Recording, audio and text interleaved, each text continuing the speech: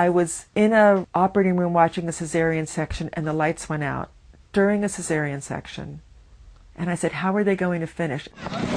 Before I went to Africa, it never occurred to me that a hospital serving a city of 1.5 million people could possibly be without electricity for part of every day. I realized that my skills as an obstetrician-gynecologist were utterly useless if we didn't have something as basic as light and electricity. I watched a woman there with a complication called eclampsia.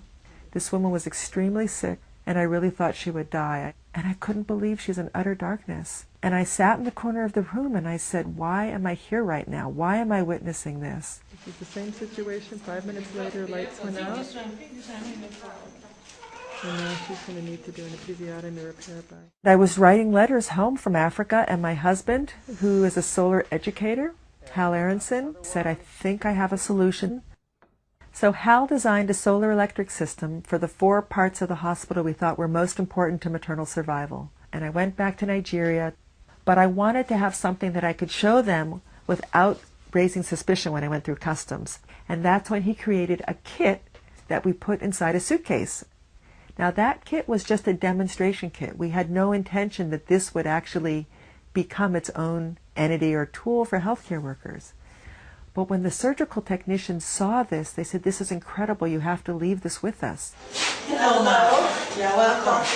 So we began to transform one clinic after another. Each time I would go back to Africa, Hal would basically assemble a solar kit in a suitcase, which we began calling the solar suitcase. And it became more and more simple in design. A solar electric system is very helpful, but it will work much better if you understand how to use it.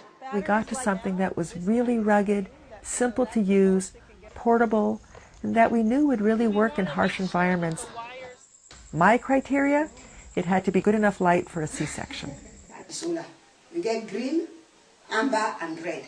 We started sending solar suitcases to places like Rwanda and Burma and Haiti. We've already had requests from more than 25 countries. If having light would make the difference, then it would be an honor to try and help your hospital. We're now putting them both in hospitals as backup systems and in rural clinics as a primary source of electricity. We Care stands for Women's Emergency Communication and Reliable Electricity. I want you to know when you're struggling at night that there are brothers and sisters in the U.S. who are caring about you.